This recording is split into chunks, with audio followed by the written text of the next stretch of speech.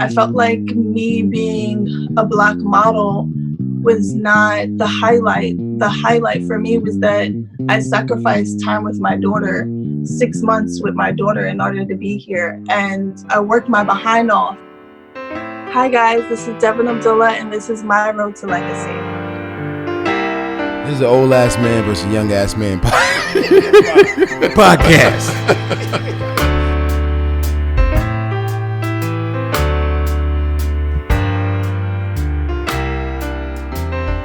Hey, ladies and gentlemen, welcome to the Road to Legacy. I'm your host, Donald Reed. And I'm Martin Small. Once again, this is the Road to Legacy. We're speaking to Devyn Abdullah today, Donald and I. Like I was saying earlier, Devyn is building her blocks to her legacy.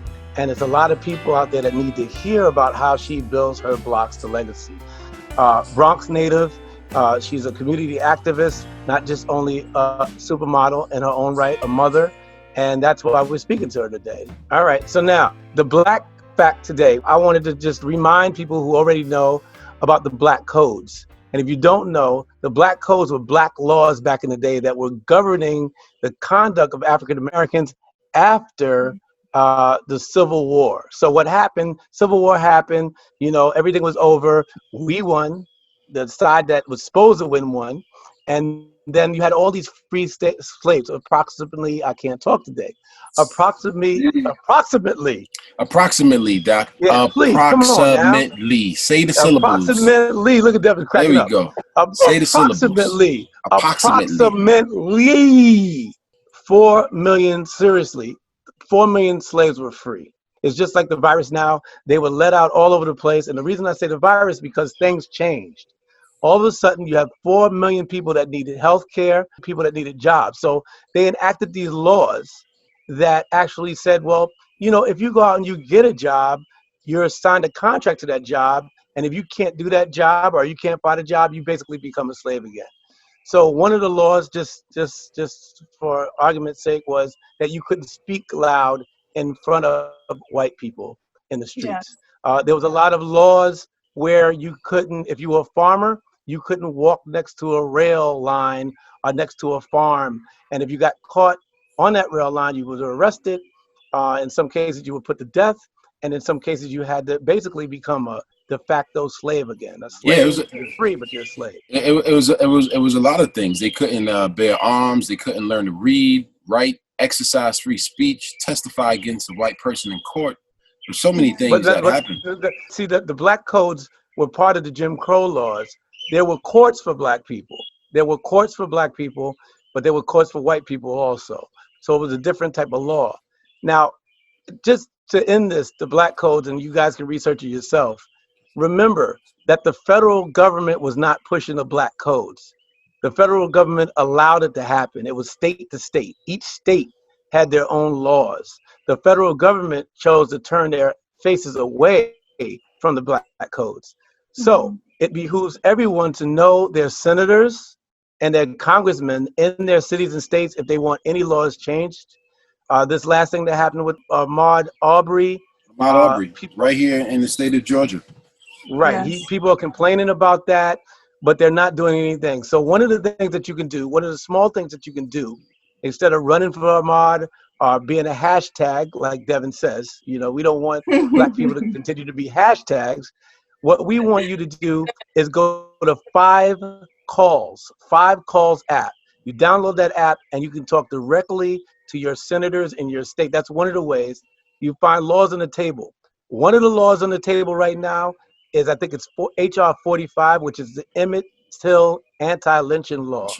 These laws create a situation where if somebody commits a crime against Black people, and it seems like it was a lynching, which it was basically a lynching, what happened to this brother out there in Georgia, these people go, if not directly to jail, they get convicted for that crime, just like a hate crime law. Not enough African Americans and not enough white people and not enough Asian people and then Latin people that are going to these apps and holding your politicians accountable. Laws are different in each state. Please hold your politician accountable, and that is your Black fact.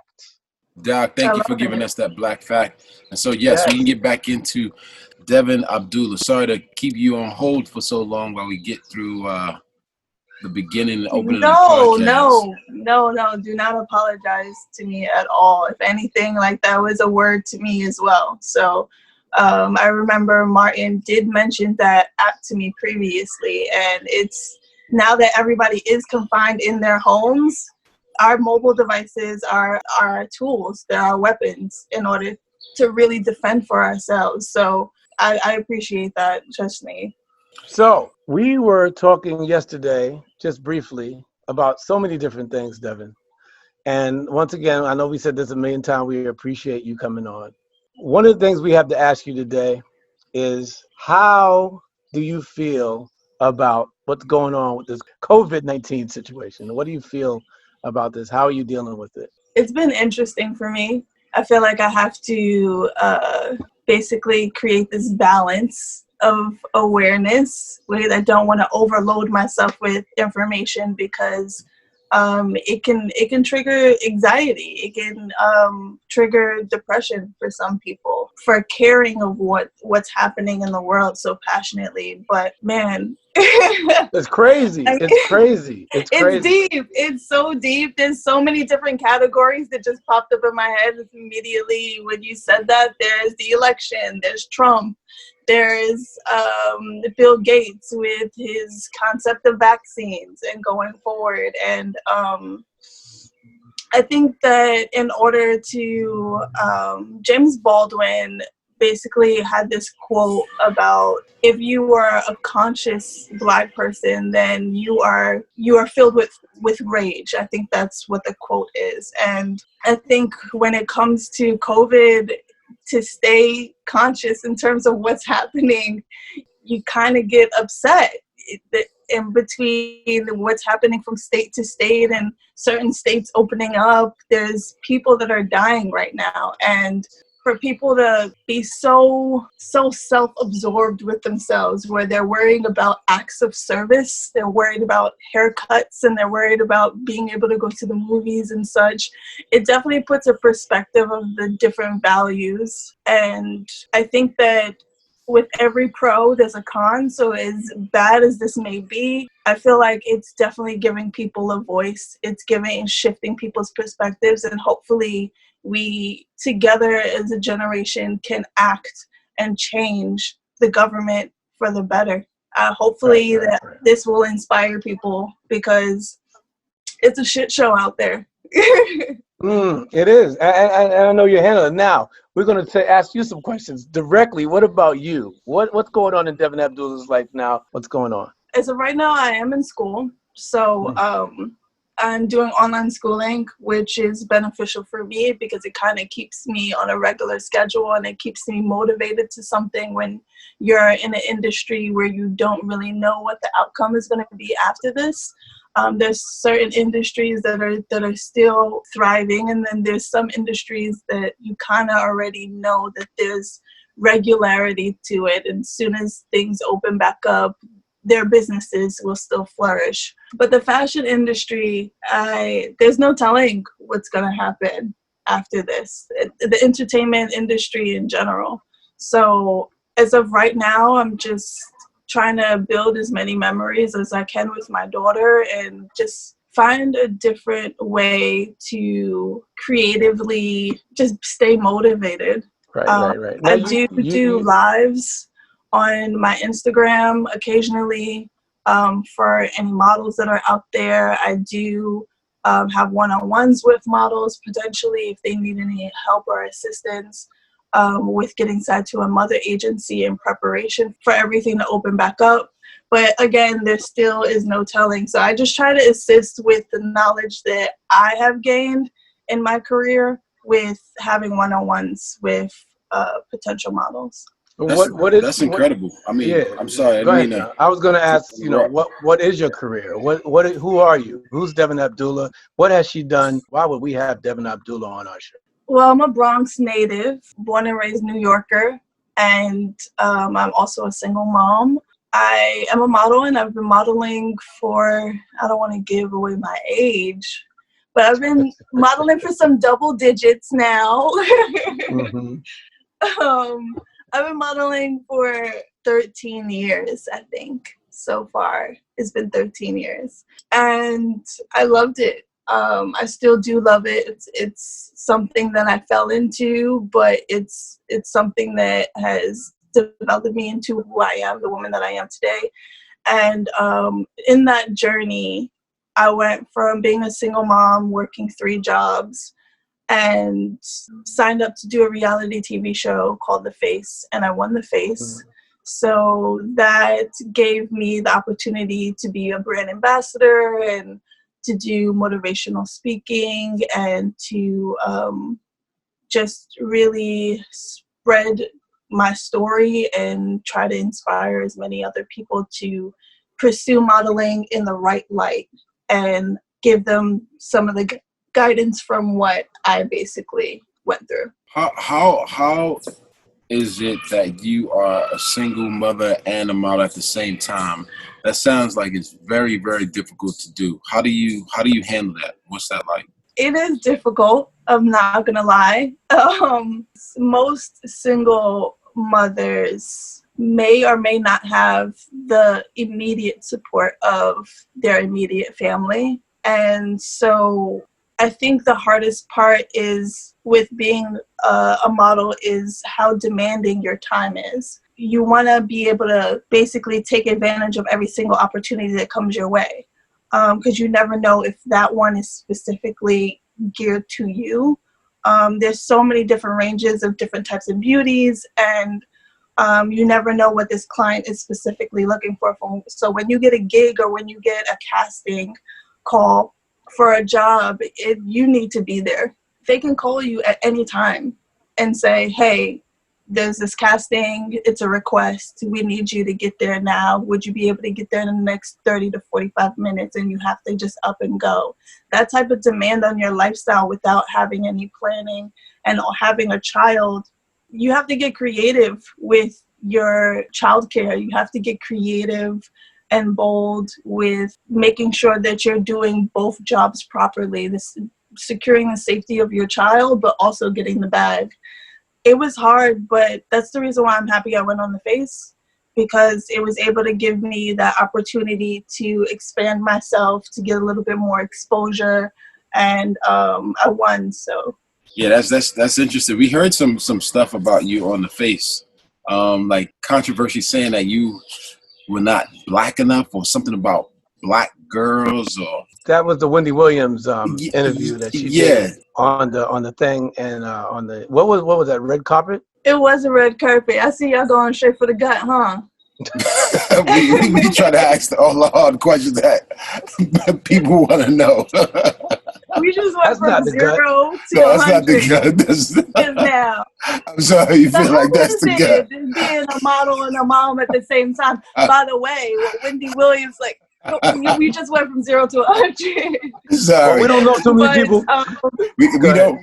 We don't know too many people who won a show and spoke so, not even eloquently, just spoke so truthfully and honest. So for people who don't know who you are, or may have just seen your picture somewhere, they don't know the background. And I'm sorry if y'all hearing some screaming in the back or some birds chirping, because I'm in the forest and there's parenting happening inside right now. So, but yeah, Devyn, please take us through that. So people who don't know, tell them what happened. Okay. Part of my experience on The Face, which for some reason is more of a highlight than me actually winning, is the semi-finale challenge that we had. It was basically, I think the reason why they did it is because the final prize in order to win The Face is to be the brand ambassador of Ulta Beauty, which is a cosmetic line.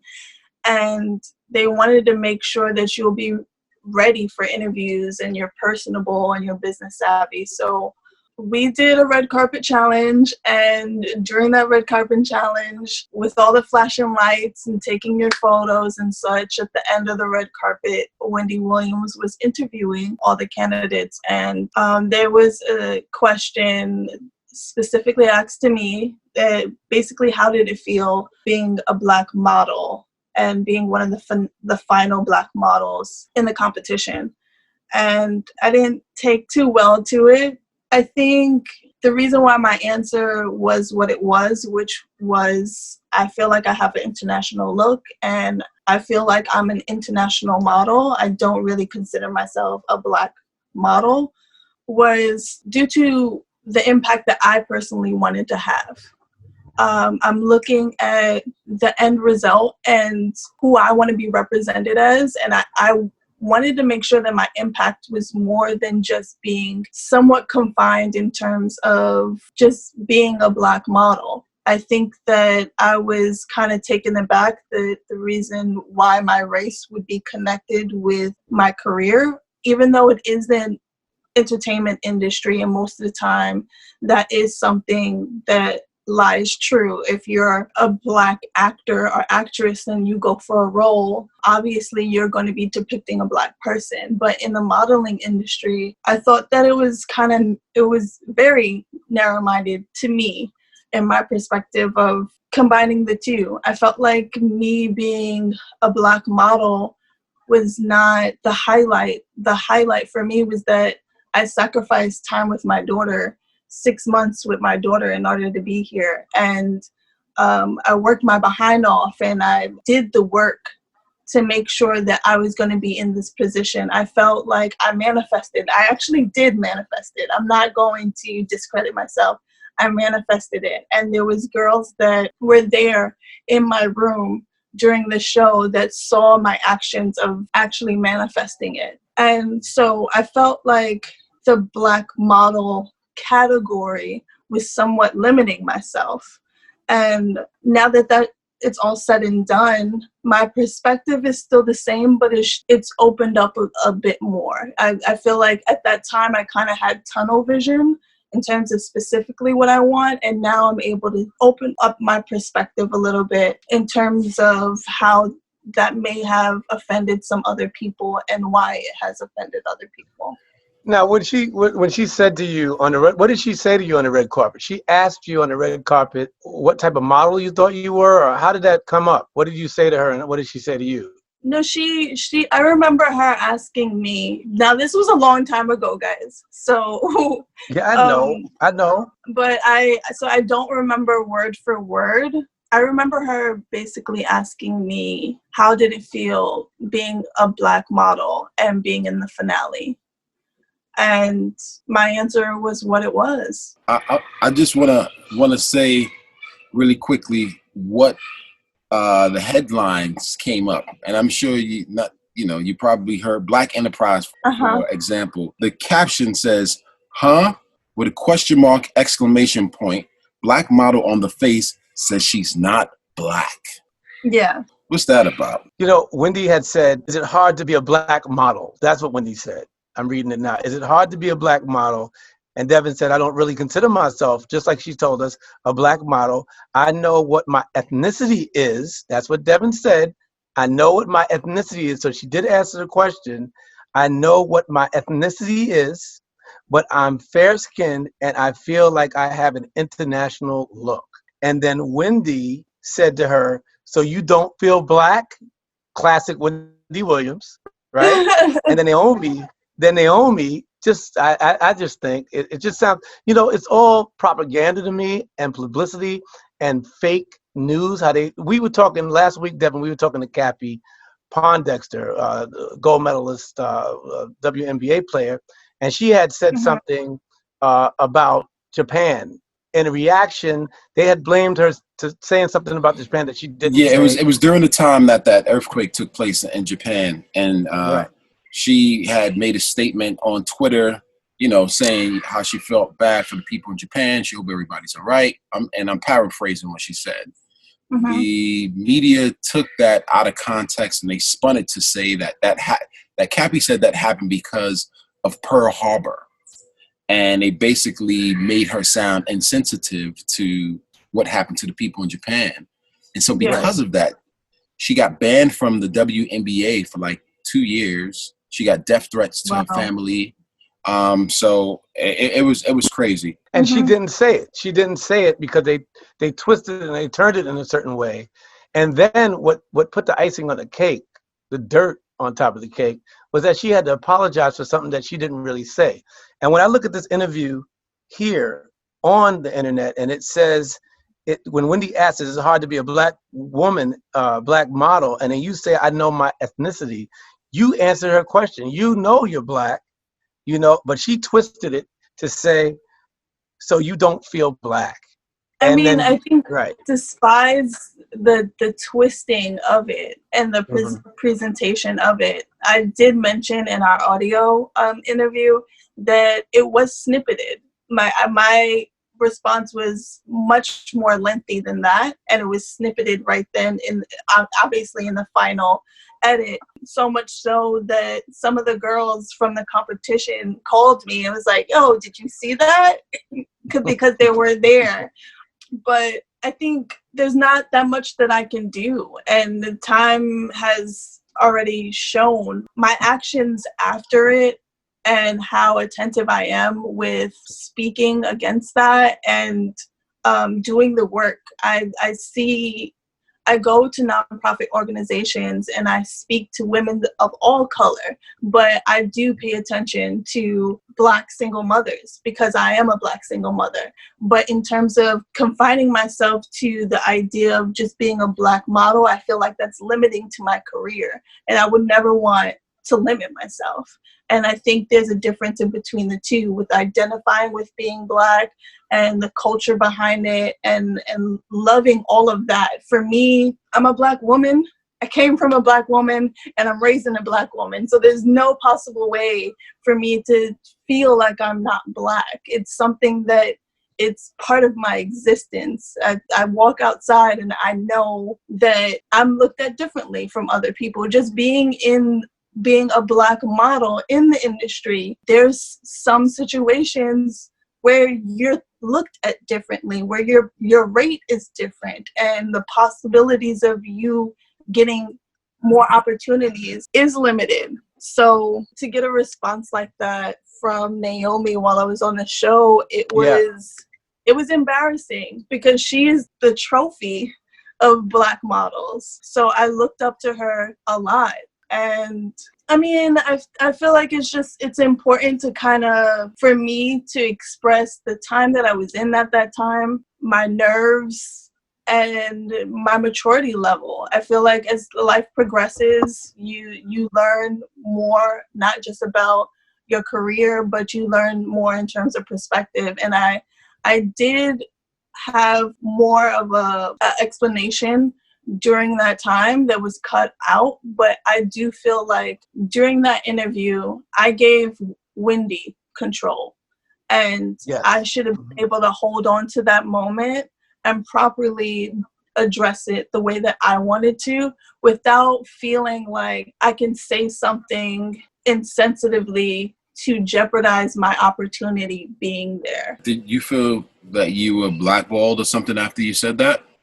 I've never been asked that before. And I want to make sure that I'm answering it without ego. I do feel that there were opportunities that were missed due to it. I do feel that even now, if someone knows who I am, they already have this preconceived notion, and I have to work with that person to kind of show them who I authentically am. And I always get to say so in the end, but definitely after the show, I received DMs, I received emails of threats, threatening my life and threatening my career. And there was a point in time when I would go to agencies and I would see agencies, and I felt like the agent was interested, but when the final say-so came, it came down to Googling my name and seeing a link that has to do with some controversy, and due to that, they may pass. So I'm not going to pretend like those articles aren't a factor in my life, but I know that I hold the power of my career. So blackballed is a strong word. It's a very strong word. Blackball. I do feel not a good word. That I do feel like there was some damage. I'm not going to deny that there was some damage. Who was your most supportive person when it came to the coaching? Was it, and you know, I want you to ask this question as you can, was it Naomi or was it Karolína? And do you still keep in touch with them? Karolína, I would say, was the best coach for me, and particularly, even though I feel like I was infatuated with Naomi. I mean, who is infatuated with Naomi? She just has this. We're talking about. I'm sorry. We're talking about Karolína. What's her last name? Kurková. And Naomi Campbell, right? Yes. The great and famous Naomi Campbell. So you feel that maybe Karolína was more supportive, even with the Wendy Williams incident? Did she say anything about that? As a white woman talking to a black woman, did she say? Yes. She did? Yes, definitely. We spoke. What did Karolína say? She told me that it's not the final say so, and that for me to just focus on what I came here for, that there's going to be a lot of people out there that may potentially judge, but the people that I need to impress are the judges that are going to be giving me this opportunity, and that's all I needed to focus on right then and there. So because she is a mother, and because her son at that time was around the same age of Karolína's a mother. Yeah. Okay.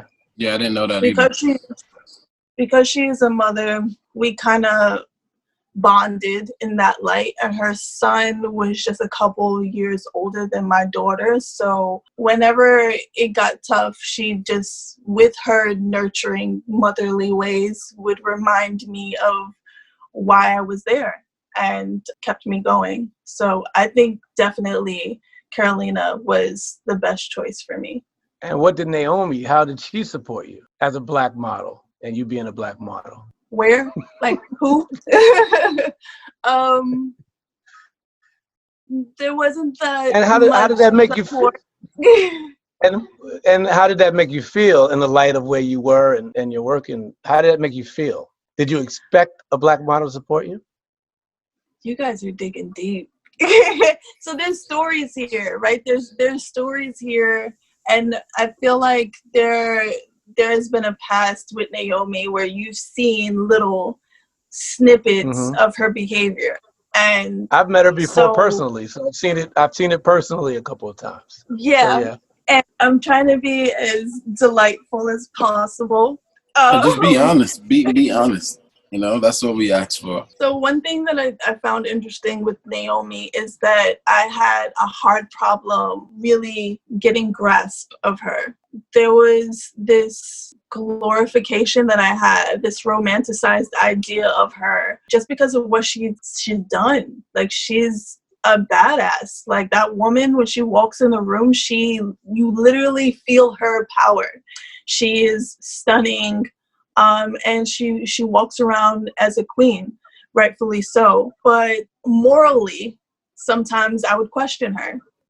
With the power of being executive producer and with the power of her being on the show, sometimes that power can kind of shift you morally. And I did see acts of it on the show. When I would see her outside of the show, when the show was all done, we bumped into each other, I think about 2 or 3 times. There was never any presentation of help or assistance or anything of that sort. And I didn't know if I should take it personally or not. So I just left it as what it was. That's really, really interesting. And thank you for, sharing that stuff with us. Because, Martin and I are both curious, and I'm sure our listeners will be curious of that as well, especially young girls or even maybe guys that are entering into the fashion industry as models. They get a true understanding, a first-person experience from you. I think the main thing for people to understand is that these people are celebrities, and so rightfully so, they've gained their success, but they're still people. So that means some of them are fucked up too. Like I feel like Naomi is really about Naomi. So if it strategically makes sense that where she gets the glory at the end of the day, then she's all about it. But again, I haven't seen her in a long time, so I don't know if that's shifted in her or not. I hope that it has. But I did see moments where she used her power in order to sway clients, in order to sway the end result of certain challenges. And for me, I didn't understand it. I think there was specifically a moment on the show where I started crying and I broke down, and it was a moment where Coco Rocha and Naomi was getting into an argument over something, and then she wound up having this quote that everyone loved, which was "watch your purple lipsticks before you talk to me" type of thing. That became a meme. But there was incidents before that kind of that was the final straw for me, because I felt like the show started to become about the drama that Naomi was making on the show, and they might have been doing that in order to get ratings, followers. Yeah, to get ratings. But at that point, I was just like, this is my life, though. Like, this is my life. I've sacrificed everything in order to come here, and y'all are like toying around with it.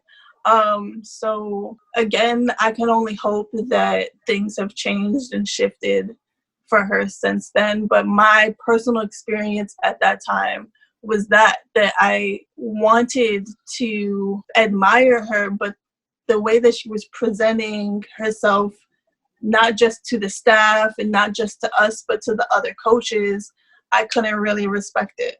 See, one thing, Devyn, the reason I asked that question about Karolína and Naomi is because some people go to their jobs or they go into an environment like you're in, and they think just because that person happens to be their color or their race or know something about their culture, that they'll be more helpful to that person just because of the color of their skin. Where in your instance, you had a coach and a model that had more in common with you than the Black person had at the same time, being that she had a child and so forth and so on. So a lot of our listeners, when they build their bricks or they're building their road to legacy, they'll hit stuff like that, and that'll be a brick that they miss. It'll take them a long time to get that brick to continue to walk, because they'll still be looking for that Black savior or that white savior, but I'm talking about us, and they'll miss what their road was. And that's why I asked that question. And it was more so of you telling me about your experience and telling us about your experience rather than just, starting a controversy. But it is kind of interesting that all the stuff that you was saying, that's very interesting. Yeah, it is interesting. One of the other things that I want to talk about now is like the money aspect of being a model or a runway model. Is there money in it? Is a pay ratio? Earlier you mentioned like there's a difference between Black and white model in terms of payment.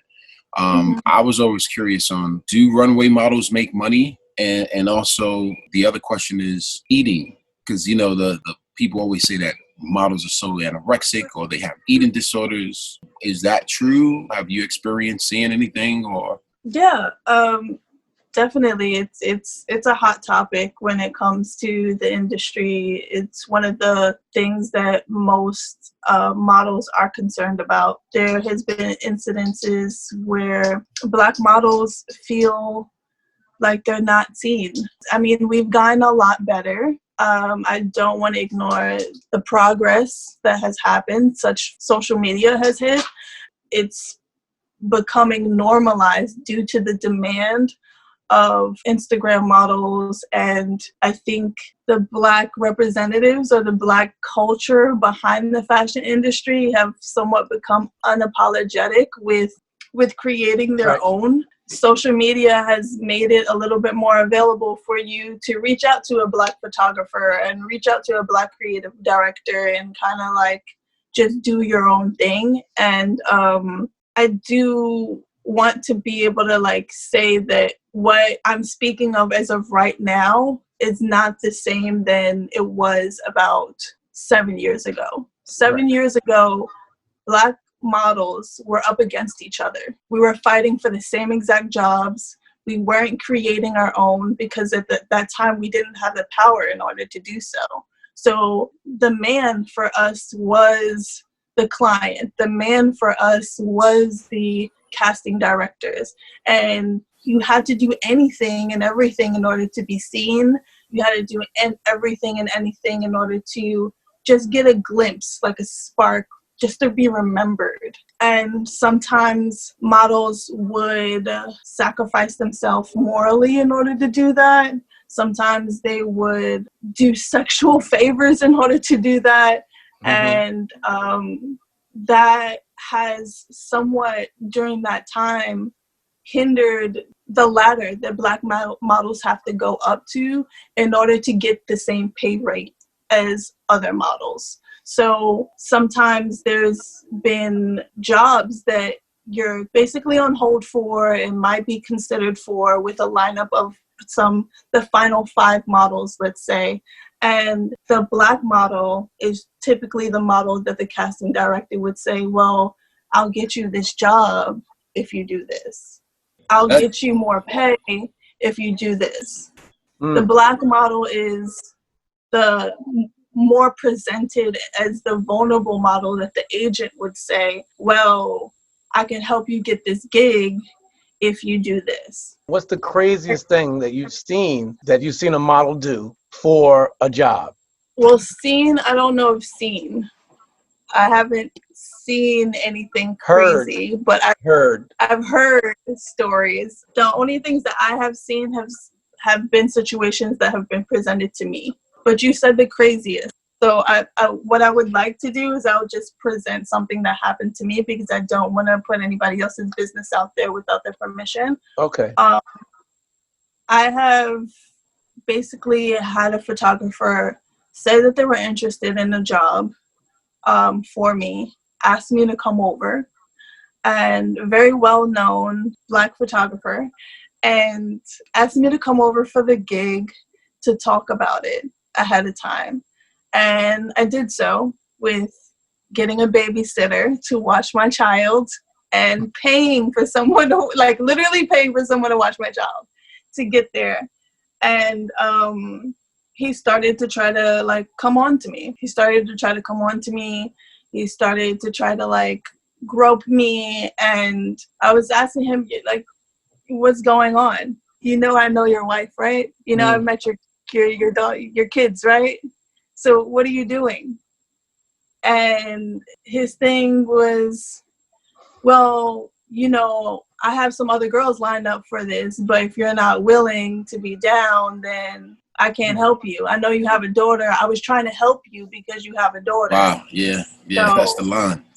And I know this gentleman to this day. And I think standing up it was one of the proudest moments for me, standing up, because it was a well-paid job. And I know other models that I've spoken to about that situation, and they've told me that they basically took the job. They just went ahead and did so.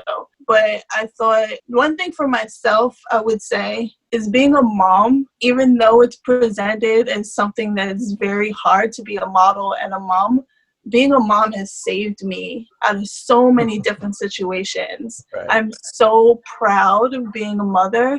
And I feel like my daughter and being the morals of being a mother has guided me out of so many bad situations. And that was one of those moments where I was just like, even if there was any inkling inside of me that may feel like, man, this is a really big opportunity with this major company and this may change my life, just me being a mom and knowing this guy and knowing his wife and his kids, I've had dinner with his family, that it was just like, nah, you're bugging. What are you doing?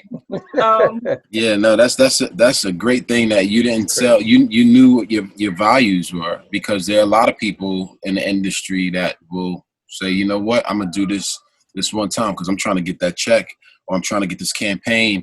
It seems like the narrative of the industry, because we're besides the whole Me Too movement and seeing Bill Cosby and Harvey Weinstein and all of these other men that are starting to be revealed for doing all of these crazy things to women. It's good that you were able to stand up, you know, and you dealt with so much adversity in your time as a model and as a mother, and it's just extremely commendable. And so you sharing your story with us and to the rest of the world, whoever listens to our podcast, it means a lot, because there are so many other people, young girls who want to get into the industry and they have no idea. You know what I mean? And so it's important to hear stories like yours, because it's a crazy industry out there. And by going through all of these things in your career, like being a single mom, winning the face, you know, dealing with photographers trying to harass you, what have those things taught you current day? I owe my womanhood to modeling. I feel like there's so many different phases in my modeling career that has given me different insights in terms of what type of woman that I've wanted to be. Sometimes you have to be tested in order to know who you are. You have to be tested in order for you to figure out, how do I want to present myself in this moment? I do believe that modeling it's challenging, but it can really create your character. How old were you when you got into modeling? And the second question, after you answer that, sorry, I didn't mean to cut you off. A lot of people are going to want to know, at the end of the thing on the face, we know that you won. If you mind at all talking about like what happened after the face in terms of being paid or anything like that. So first one, how old were you when you started modeling? The second one, if you want to answer it, you don't have to. Are we going from 0 to 100 again? Yes. Okay. I started modeling when I was 16. So I was in high school and I was just navigating schooling and modeling, and my career started to take off. I was scouted first at a gas station with my mom. We were going to a storage unit to like take that winter stuff out and put the summer stuff in there, just that typical storage unit. There was a scout that saw me, and she asked my mom if I was into modeling and thought that I should pursue it. I had a in-depth conversation with my mom about it to try to just get a perspective, because my mom did have some history as a model as well. She taught models as well. So I wasn't quite sure about it at first, because I was a tomboy and I didn't really look at myself in that light. I wasn't sure if I really wanted to do it. But eventually, I do feel like once she presented it to me, it kind of sparked it where I would see it every place else. Like there was more people after that was coming to me and asking me if I should be a model. So now that I've studied and learned the law of attraction, I can kind of see that there was some type of alignment there. But when at that age, I was just like, why is everybody coming to me asking me to be a model? So I reached back out to her and I went to go see a couple agencies. The first agency that I went to, I was rejected from, but the second one was Elite Model Management, and I signed. On that day, I met Karen Lee, the scout at the agency that basically took care of all the new faces. I know her to this day and love her to this day. And from there, I just started booking gigs and traveling. I've traveled abroad, and it was a great experience. I loved it. And then the part two of the question, if you want to answer, you can. If you don't, that's fine. It was a question. The question was, what happened after the I face? know the question. Martin asked me to say it again. So, what was the question? So this is how it went down. Or sometimes this is how it goes down for a lot of models. And I don't think a lot of models talk about it, because once you do, you never know how agencies may perceive it. And one thing you don't want to do is be on the bad side of any agency, because then you're not making any money. So I was signed to an agency at that time of the face, who was handling all my affairs. It was called Direct Model Management. And because I was signed to the agency during the face, they had to take care of everything for me. So it wasn't something where I was directly paid to myself. I wasn't receiving direct deposit from the face. And unfortunately, the agency was going underwater. They were going bankrupt. I was their biggest girl at the time, so I was creating most of the income.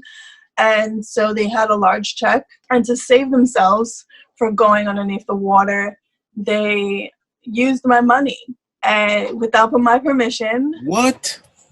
And But you didn't know that they were going underwater. You didn't know that they were going underwater. You didn't know that at the time. And no, they never told me.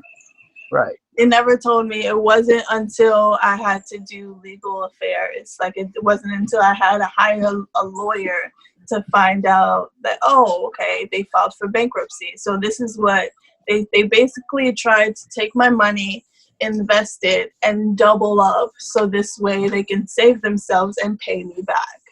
And that didn't succeed. So they lost my money and lost their business. And I didn't get paid the majority of my funds. This $65,000 that was owed. Wait, so... And again, I want to say it's not owed from the face. It's not owed from oxygen. They did their part with paying the agency. So they proceeded and they did what they needed to do. It was the agency that did not pay me. So I was scammed. I was bamboozled by the people that I literally put my career in their hands. At that time was the highest point of my career. I did it so that I can strategically plan to take my career to the next level in multiple ways, not just as a model, but as a public figure. And I had some people that took advantage of that. What did you do after that? Like, what was the repercussions after them taking your money? Were you able to sue them, or like? I did pursue and I sued them. I actually gained help from the Model Alliance. The Model Alliance is a nonprofit that fights for the rights for models, founded by Sarah Ziff. And if there's any models out there, I just have to say, if there's any models out there that need assistance of this sort in terms of fighting any cases, whether it has to do with sexual abuse or your funds, they're the people to reach out to. They can put you in the right direction, or they can connect you to the right people to make sure that justice is served. But I won my lawsuit, so that was a great thing. But because they filed for bankruptcy, and despite the fact that I had evidence that these individuals personally did tell me that no matter what happened to the business, that they would personally be able to pay me from their own incomes, like, despite the fact that the business went underwater. It just is what it is. I haven't seen those funds since. They, at this point in time, are unemployed and say that they don't have the money in order to pay me. So what would you do? I mean, what would you do different from the beginning? Is there anything that you could have done different? Would you tell other models now what not to do to get into a situation like that? Or was this just something that just happened to happen? I think that all models should know, while being signed to an agency, that you are your own business. So just like these agencies have lawyers and accountants, you should also have a lawyer and accountant as well. And if you don't have the finances in order to have that service consistently, there's other ways that you can go about it. There's pro bono services. You can hire someone by the hour. Now things are done virtually. So there's just different ways of going about it. But I think that is definitely a necessity. If it gets down to the nitty gritty, go on YouTube and learn it yourself. You are going to be your best manager. You're going to be your best boss. No one is going to care for you as much as you care for yourself. And if someone does care for you, you are a reflection of it first. So you set the foundation in terms of how you care for yourself that gives that person permission and the respect to value you as well. So I feel like that is something that is a necessity no matter what. And I do believe that at that time, I hired someone as an accountant to hold them accountable during that time. So when they finally did receive the money instead of just trusting them with it, to have an accountant, to just a simple email. Hey, I know that you guys received the funds.